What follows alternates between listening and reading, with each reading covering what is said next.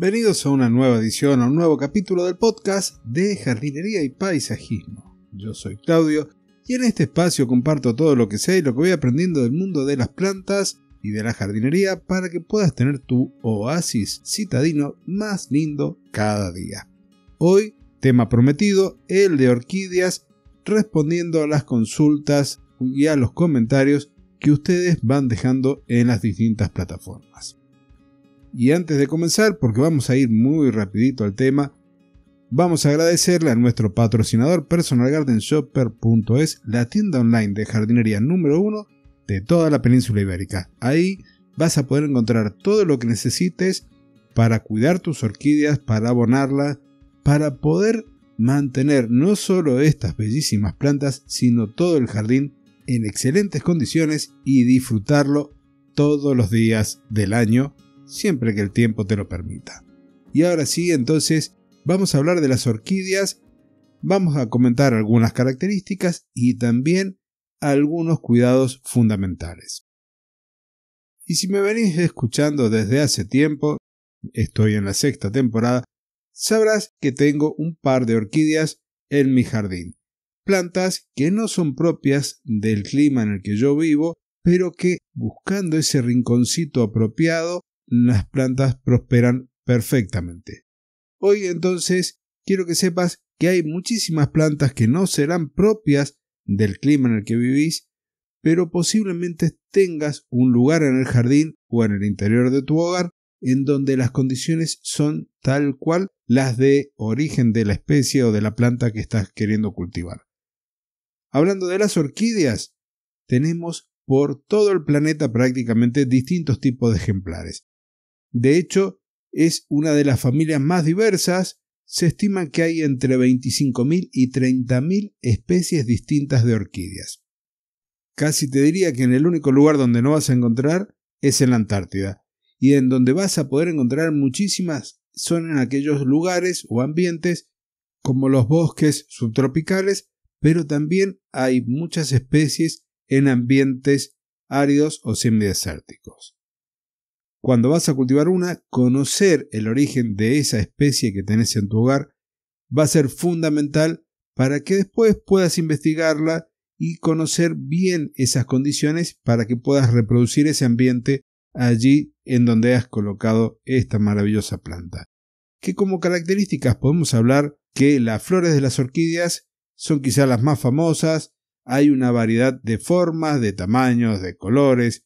Hay algunas que tienen flores pequeñas y muy delicadas, mientras otras que tienen unas flores mucho más grandes y llamativas. Dentro de todas las plantas de orquídeas hay una que te voy a comentar enseguida, que el fruto lo conoces, se consume en repostería, que es la vainilla, pero te podría decir que la mayoría de las orquídeas que se cultivan y se comercializan son básicamente por sus flores. Con respecto a las hojas, tienen también una variedad de formas y de tamaños, por lo general son algunas más escamosas, pequeñas, mientras que otras pueden llegar a ser muy grandes y coriáceas. Cuando hablamos de que una hoja es coriácea, significa que es dura y que nos recuerda al cuero. Las hojas pueden ser entonces también de color verde, amarillo, rojo, marrón, e incluso hay alguna variedad que tiene las hojas un color tan oscuro que nos recuerda al negro. Como te había comentado, también hay plantas que van a estar en sustrato, plantas que son aéreas o epífitas. Entonces las raíces de estas plantas, sobre todo las epífitas, las aéreas, que además de todas las funciones que conocemos de las raíces, de anclaje, de absorción de agua y de nutrientes, vamos a poder observarlas y en función de su color, si es bien blanquecino, sabremos si la planta está creciendo apropiadamente. Cuando hablamos del reino vegetal podemos hacer referencia a distintos órdenes, subórdenes, familias, subfamilias, y dentro de la gran familia de las orquídeas podemos hacer distintos tipos de clasificaciones. Las podemos clasificar, por ejemplo, por el hábito de crecimiento, y aquí tenemos las famosas epífitas, que son aquellas que van a crecer sobre las ramas de los árboles, pero que no son parásitas, van a obtener el agua y los nutrientes del aire y de la lluvia, y en este tipo de plantas algunas tienen unas relaciones simbióticas con algunos hongos para poder absorber bien sus nutrientes a cambio de productos que estas plantas les van a estar entregando, conocidos como fotosintatos, que son unos exudados a través de las mismas raíces. El otro gran grupo son las orquídeas terrestres, que crecen en el suelo y por lo tanto durante el cultivo las tendremos en un sustrato apropiado para estas plantas. Cuando hablábamos de clasificación, también las podemos clasificar en función de el parentesco, y en este caso hablamos de subfamilias. La primera que te voy a nombrar es la Apostacioidea, que es una subfamilia muy primitiva dentro de las orquídeas, con solo 2 géneros de plantas y flores no resupinadas, es decir, no están torcidas, y además carecen como de una columna que es típico del resto de las especies de orquídea. La siguiente subfamilia, también con nombre medio enredado, es la Cypripedioidea. Son conocidas comúnmente como zapatillas o zapatitos, tienen un labelo inflado en forma de bolsa, y un ejemplo emblemático dentro de esta subfamilia son aquellas conocidas como zapatillas de Venus. La tercera subfamilia es la Epidendroidea, es la subfamilia más grande y diversa con alrededor de 15.000 especies, incluye muchas del tipo epífito como la Phalaenopsis, que es la orquídea mariposa y es uno de los géneros más cultivados, más emblemáticos dentro de todas las orquídeas en general. La cuarta subfamilia, Orquidoidea, contiene alrededor de 5.000 especies, la mayoría en este caso son terrestres, y los géneros quizás más reconocidos son el Orchis u Orchis y el Orphris. Y por último, la última subfamilia que te voy a comentar es la Vanilloidea, que agrupa alrededor de 180 especies, incluye al género de orquídeas conocido como vanilla, del que se obtiene la vainilla de la especie Vanilla panifolia. Y ahora sí, ya alejándonos de estas clasificaciones, de estos nombres raros de las subfamilias y de las distintas especies, veamos los requerimientos que tienen en líneas generales, y remarco en líneas generales porque, como en el resto de las plantas, hay que conocerlas bien para poderlas cuidar mejor. Comencemos por el apartado de la luz. Las orquídeas necesitan luz indirecta y abundante para poder realizar la fotosíntesis y poder florecer. Si la estás cultivando en interior, la luz que ingresa a través de una ventana que mira al este o al oeste suele ser la ideal. Hay que evitar siempre la luz solar directa porque puede quemar sus hojas y dañar sus flores. En el caso mío las tengo cultivadas en exterior, entre medio de los árboles, de las ramas de los árboles y entre medio de un arbusto, para que pueda recibir mucha luz y en este caso filtrada por las ramas y por las hojas, de manera que el sol no dé directamente sobre la planta produciéndole daños. Con respecto a las temperaturas, prefieren temperaturas cálidas durante el día, entre 20 y 28 grados, un poquito más frescas durante la noche, pueden llegar alrededor de los 15, y aquí vuelvo a marcarte la importancia de conocer la especie. Yo, una de las plantas que tengo de orquídea en el invierno, ya la ingreso para evitar las temperaturas muy bajas porque es más de clima subtropical. Uno de los puntos tal vez más importantes dentro del cuidado de las orquídeas es el riego.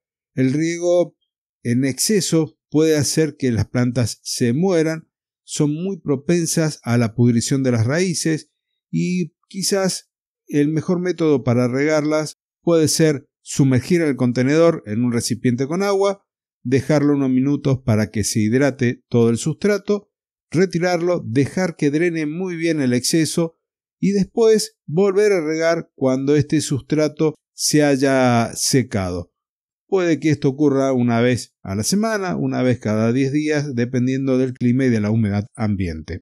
Y hablando de humedad, muchas de las orquídeas prosperan bien en ambientes húmedos. Y cuando me refiero a muchas de las orquídeas, me refiero a las cultivadas.